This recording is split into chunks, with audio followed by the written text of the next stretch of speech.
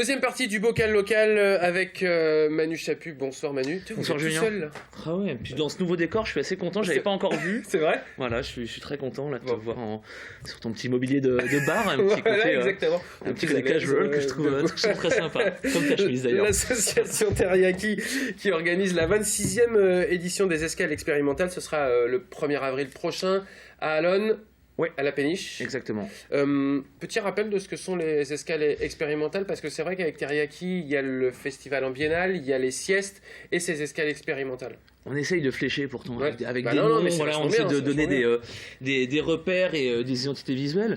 Voilà, j'allais dire les siestes, heureusement que même moi je me trompe. Les escales, ça existe depuis 2007, c'est la 26e. Ce sont des concerts qui ont lieu à la péniche Excelsior et qui ont pour vocation de pas forcément faire jouer justement des têtes d'affiche ou des gens forcément très connus, mais d'aller pointer du doigt des choses un peu iconoclastes, un peu pointues pour les gens qui ne sont pas des grands amateurs, mais des références pour les puristes, sur des soirées à la péniche Excelsior, qui est un endroit assez incroyable, puisque la scène fait 20 cm de haut, enfin même pas, c'est la hauteur d'un praticable, donc c'est 10 cm de haut, et les groupes jouent les yeux dans les yeux avec le public, et c'est un endroit, place. voilà, et voilà, et c'est un endroit où on peut pas tricher en fait. Le groupe peut pas tricher, peut pas se cacher derrière les lumières, peut pas se cacher derrière une certaine hauteur de scène. On joue les yeux dans les yeux, et ça donne lieu à des concerts qui sont assez épiques en fait, de jouer aussi près du public. Et toujours sur la même esthétique musicale de l'association Teriyaki, c'est-à-dire ces musiques amplifiées électroniques. Oui, alors on se pose pas vraiment la question de est-ce qu'on fait du rock, est-ce qu'on fait du hip-hop, est-ce qu'on fait du machin, du truc. Ça pourrait ne pas être amplifié, on fonctionne vraiment plus au coup de cœur et puis à ce qu'on partage avec les gens. Il se trouve que celle-ci, elle va être plutôt hip-hop.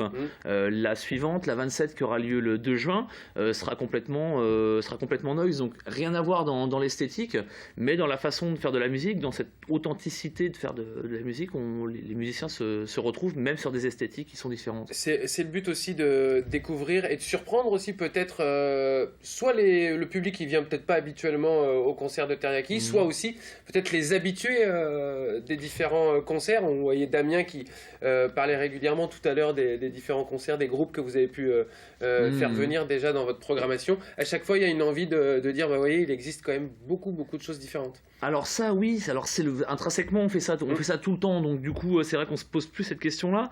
Après, ce qu'on trouve assez chouette, c'est qu'on retrouve sur ces péniches, donc sur ces escales expérimentales, un public où il y a un noyau dur qui va tout le temps être là, quelle que soit l'esthétique. Ouais.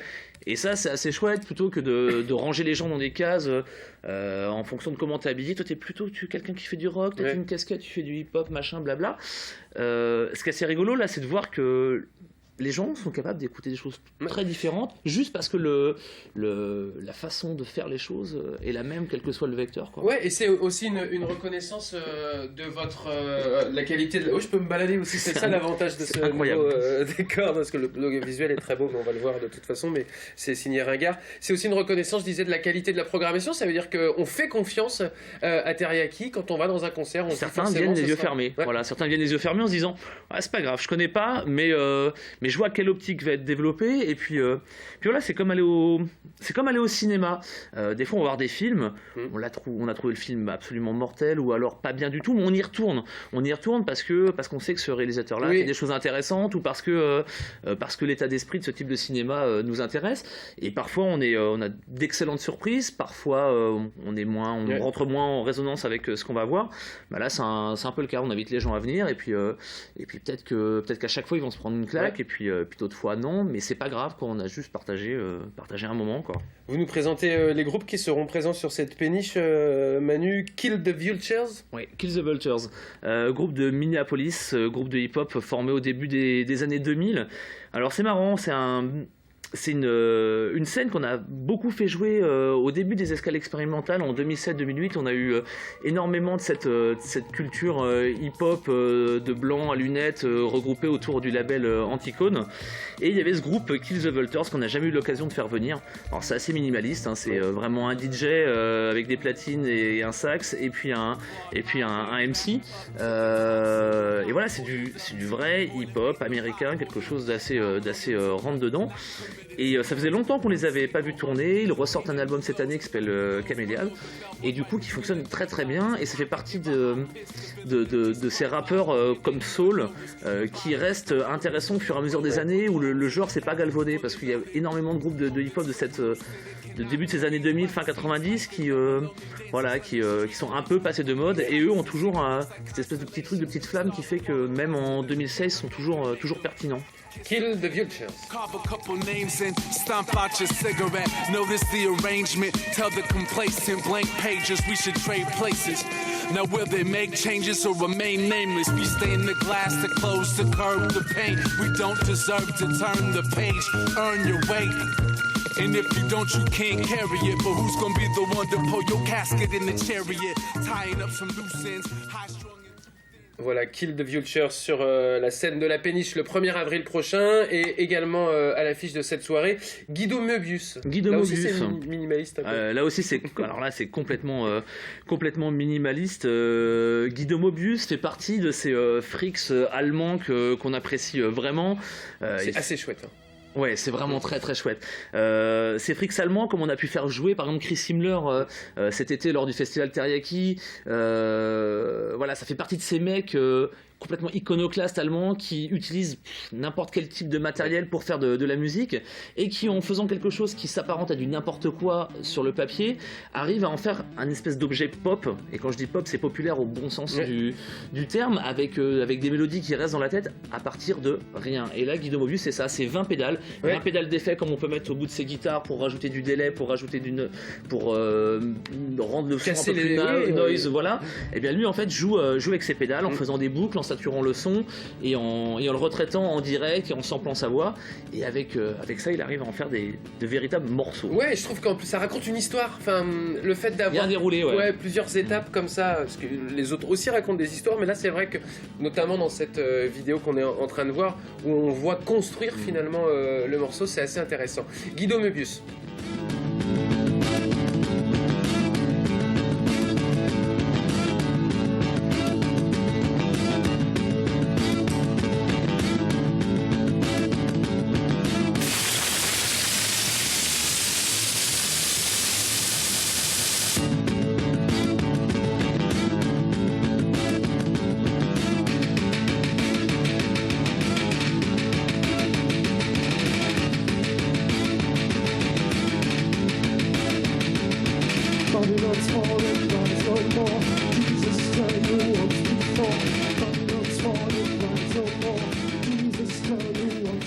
Guido Möbius, donc, qui partagera la scène de Kill the Vulture le 1er avril prochain, donc pour cette 26e édition des Escales expérimentales à la Péniche Excelsior à Allonne. Donc Kill the Vulture et Guido Möbius. Avant cela, jeudi prochain, pour ceux qui nous regardent en direct, Manu, Drame, ce sera au Barouf. Quand je dis Drame, c'est le titre de la soirée.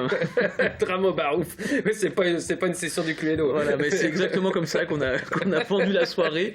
Drame au Barouf. Ouais. C'est comme ça que l'affiche est intitulée, donc ça attire un peu. Vous nous présentez cette soirée avec notamment Rubinsteiner. Exactement, que certains connaissent bien. Arrêtez de vous moquer.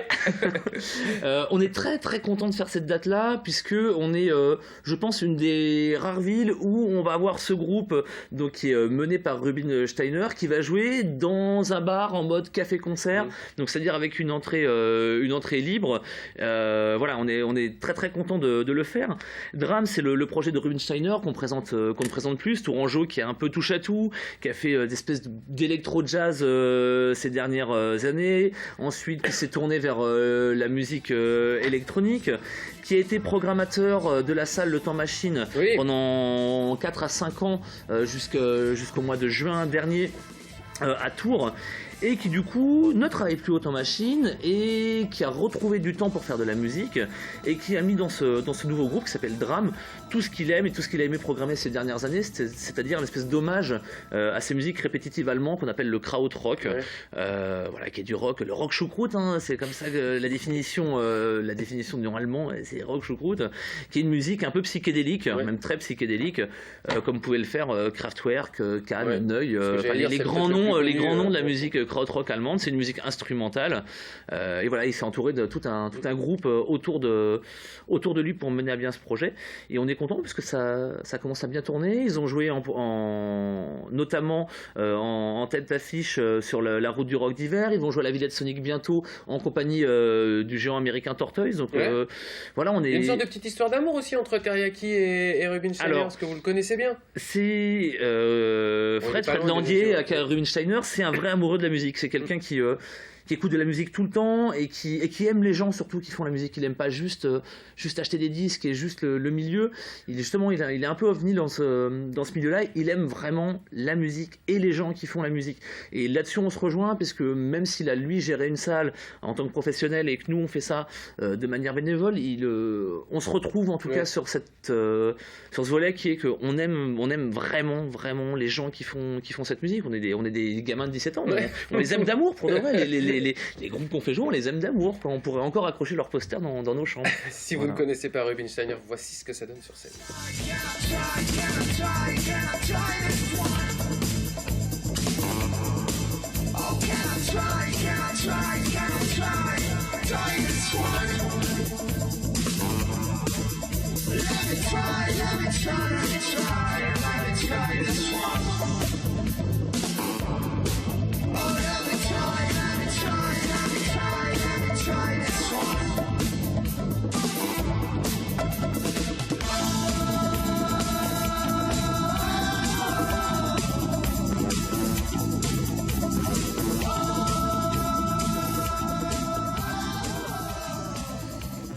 Voilà, Rubinsteiner sur les toutes premières scènes du groupe Drame qui seront donc présents au Barouf le 24 mars prochain, c'est-à-dire jeudi pour vous qui nous regardez en direct. Et donc le 1er avril, ce sera la 26e édition des escales expérimentales à la péniche Excelsior d'Allonnes avec Kill the Vultures et Guido Möbius.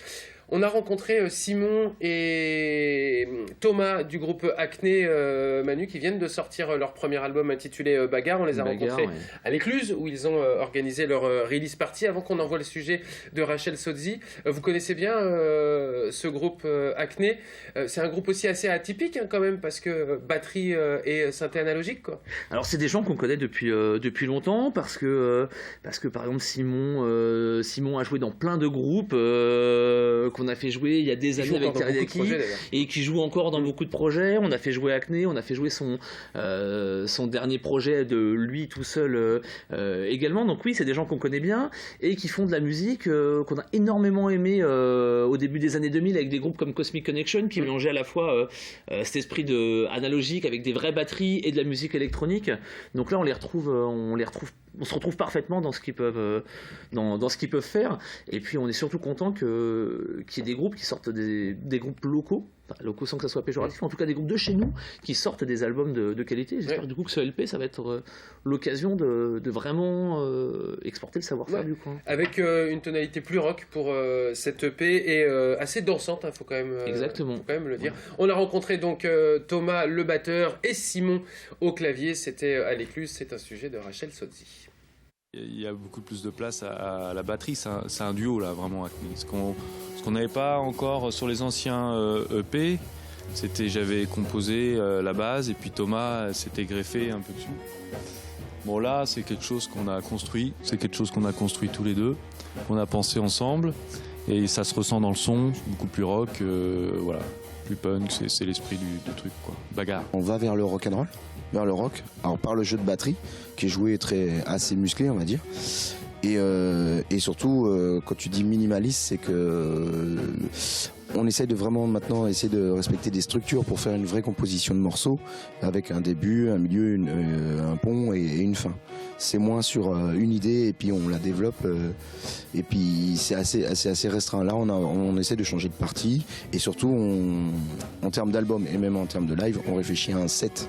Pour avoir vraiment un début de set, un milieu de set et une fin de set quoi. Alors Simon arrive tout le temps et même très souvent avec une idée, une petite mélodie, un son, une ligne de basse et il me propose des idées, tout ça et généralement je mets les pieds dans le plat, je casse tout.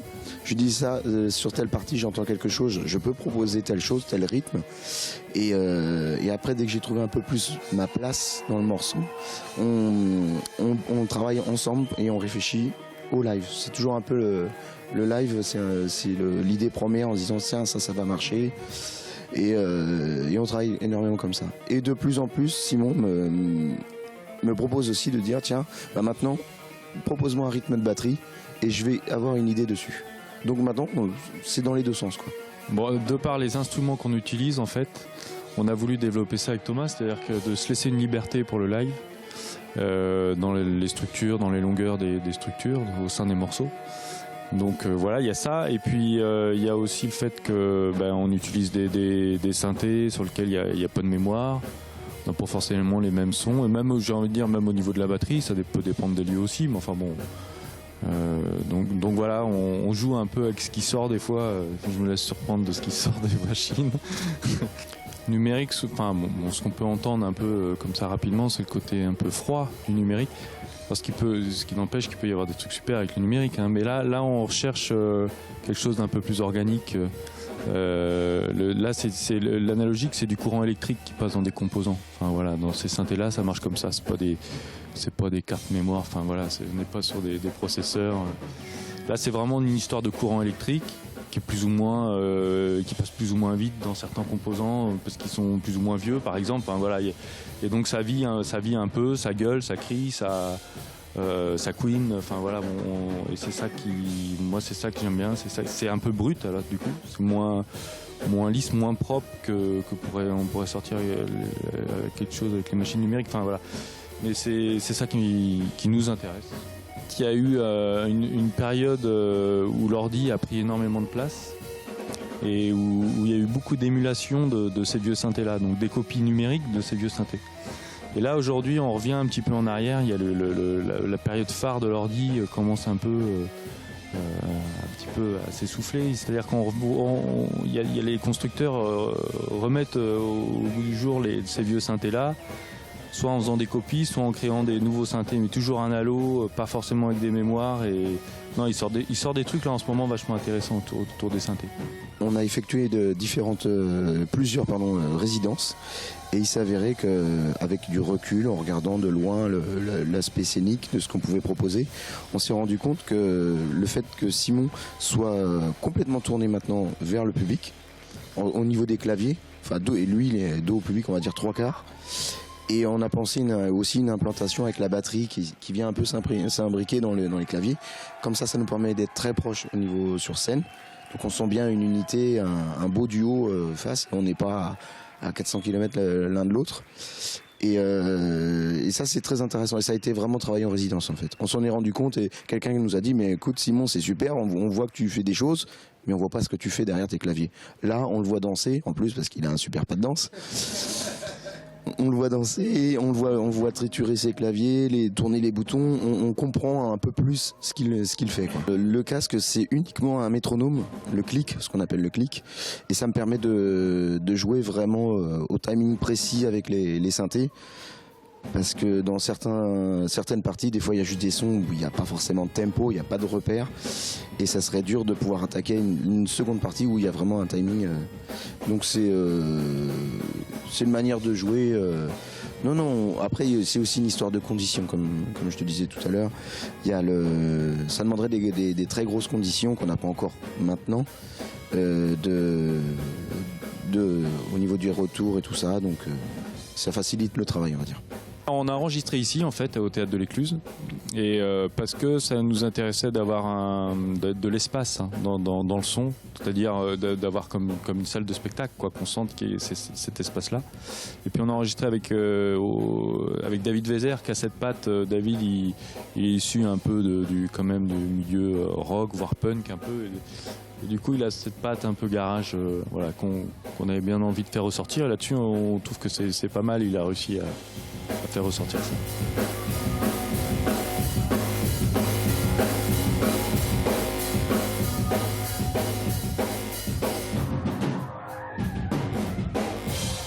Le premier album du groupe Acné s'intitule Bagarre. Vous pouvez évidemment vous le procurer en allant sur internet et sur le site du groupe Acné pour avoir des informations. Merci beaucoup Manu de l'association Teriyaki. Je rappelle, le plus proche de cette émission, c'est jeudi prochain, 24 mars, au Barouf, avec le groupe de Rubinsteiner, Drame. À partir de quelle heure ? À partir de 20h30. On se donne rendez-vous à 20h30, voilà. Comme ça laisse le temps de boire un verre, une grenadine, un truc comme ça. Exactement. Rue Victor Bonomé. Concert. Oui, concert à partir de 21h, 21h30 pour ceux qui veulent. Et le 1er avril à la Péniche Excelsior, 26e édition des escales expérimentales avec Kill the Future et Guido Mebius. Merci encore Manu d'être venu sur ce plateau. Dans un instant, Le Mans Pop Festival. On va parler évidemment de la finale qui se déroule dimanche prochain, mais pas que ça. Il y a aussi un concert d'Hubert Félix Thieffen ou encore un concert du groupe Minuit. Et puis Matt nous rejoindra pour sa sélection comics. On parlera bien évidemment de Batman contre Superman. À tout de suite.